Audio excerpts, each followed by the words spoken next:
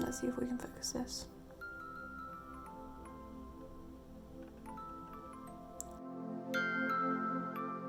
Hello everybody, it is G. I am back. I still have green hair. It's slightly darker than it was because I toned it down a bit, but like I actually kind of like green hair.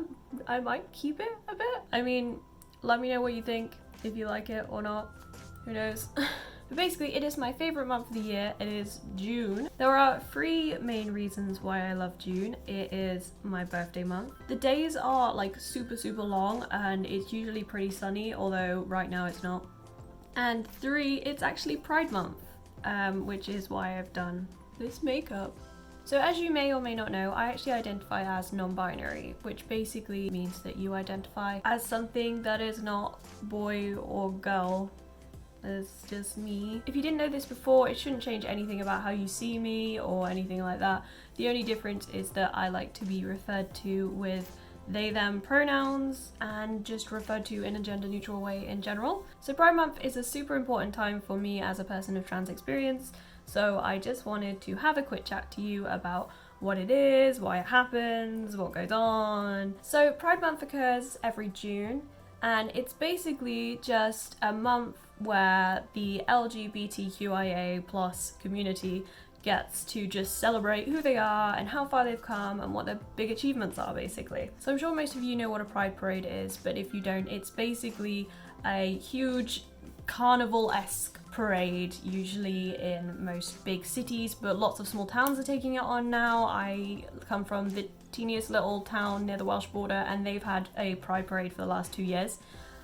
Which is amazing. But basically it'll be a day of celebration in the city or town where all the LGBT plus people from around the community get together and celebrate, and everyone dresses up and there's lots of rainbows everywhere, and there's sometimes like stalls to buy like LGBT kind of themed stuff, and then there's usually like a few educational spots, so like things to talk about LGBT plus issues to sort of raise awareness. You also see that a lot of brands start releasing LGBT plus themed content or merchandise in Pride Month to celebrate their customers or like users that are LGBT plus identifying. If you're on social media as much as I am, you've probably noticed most of your favorite brands have changed their icons or profile pictures to their logo in rainbow colors, which is adorable. But yeah, it's just a whole long month to celebrate, you know, being LGBT plus. Sometimes there can be a bit of negativity towards Pride Month because some people say like, well, if you want to be treated the same, why do you think you deserve a whole month to yourself? Like, why don't straight people get that and cis people? It's basically a time to recognize the struggles that the LGBT plus community have been through and sort of celebrate the growth and successes that we've had since then. And something that really shows this is actually the reason why Pride Month is held in June. So surprisingly, not that many people know this, but the reason that Pride Month is held in June every year, other than the reason that it's totally sunny and lovely and it's brilliant for parades, is that it actually commemorates the Stonewall riots. So the Stonewall riots are basically a series of protests, riots, demonstrations that started towards the end of June in 1969. What happened back then was that it was illegal to be gay in public, and it was really seriously illegal to congregate with other LGBT plus people. So if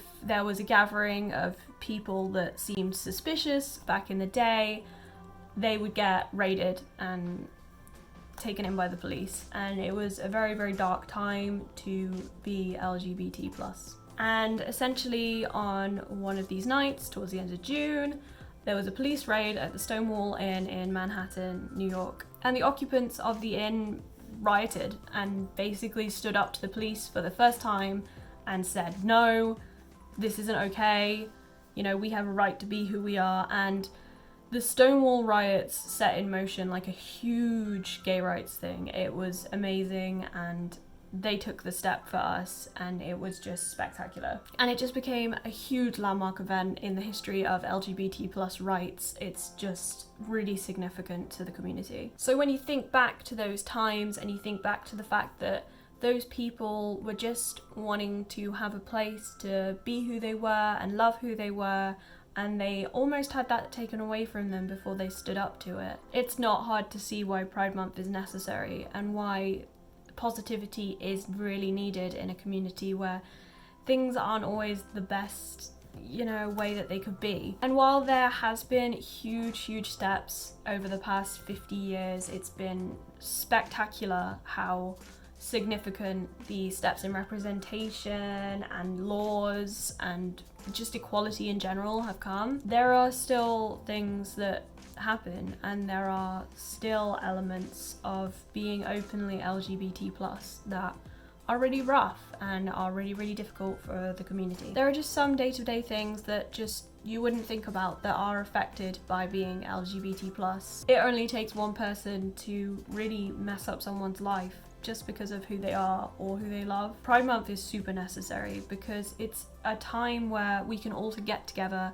We know we can be safe because we're all together and there's safety in numbers, and we can just celebrate who we are and be proud of who we are. So like I said, Pride parades are a huge part of Pride Month, and while not all Pride parades around the country do happen in June, a significant amount of them do, and the one in Stoke-on-Trent is actually on the 15th of June, so I highly recommend it. Go check it out. Like, even if you're not part of the LGBT+ community, you are welcome at Pride. You can totally come and have fun and show that you're an ally, and you know, we totally appreciate that. It's wonderful. So thank you so much for watching my quick little vlog on Pride. I will see you again very soon. Happy Pride Month, everybody. Bye.